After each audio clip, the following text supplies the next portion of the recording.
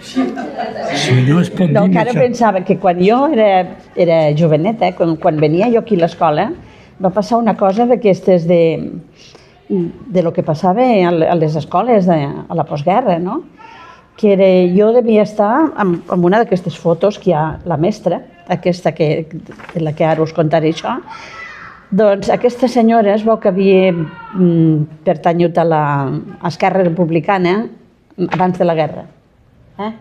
Potser us ho vaig contar, això? No ho sé. Però explica. Doncs i aquesta senyora havia vingut amb una d'aquelles purgues que havien fet després de la guerra. Una depuració. Una depuració, sí. Aquesta senyora la van portar cap aquí al Menar i bueno, nosaltres no sabíem res de tot això. I jo me vaig enterar d'això de gran ja. Va venir i havia vingut el que en diuen una missió amb una verge que no sé si era de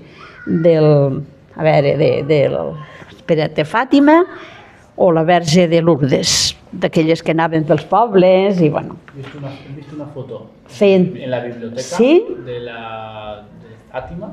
Potser sí. Bueno, pues, i llavors va venir a la classe un dia la inspectora, una senyora que li diuen la senyora Rosaura, que no sé.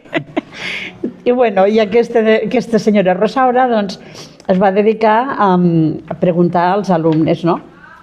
La senyoreta, és a dir, senyoreta Isabel Vallès, la que tenia, doncs hi va haver un moment que em va dir a mi de dir, pues sí, jo surto.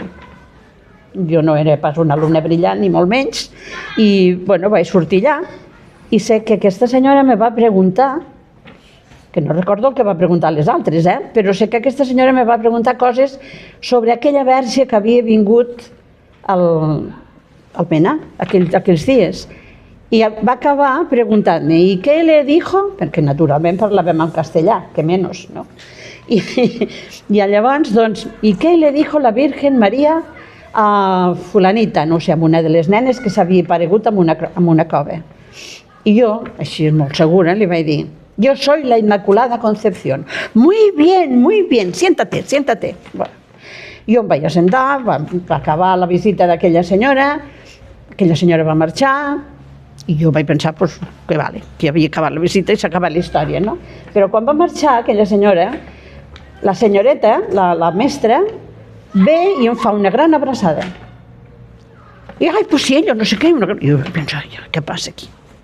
Bueno, me va abraçar la senyoreta que normalment no es feia aquestes efusions, no?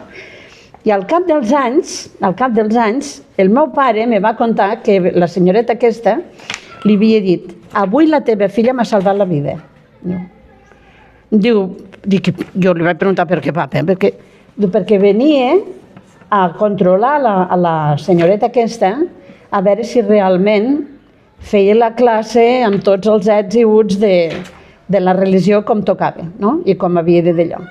Vet aquí les efusions de la senyoreta d'aquell dia. Sí.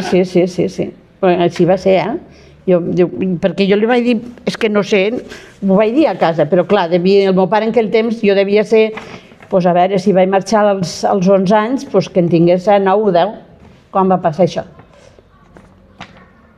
Com que, bueno, doncs mira, si va servir per fer un bé amb alguna persona, doncs molt bé, no?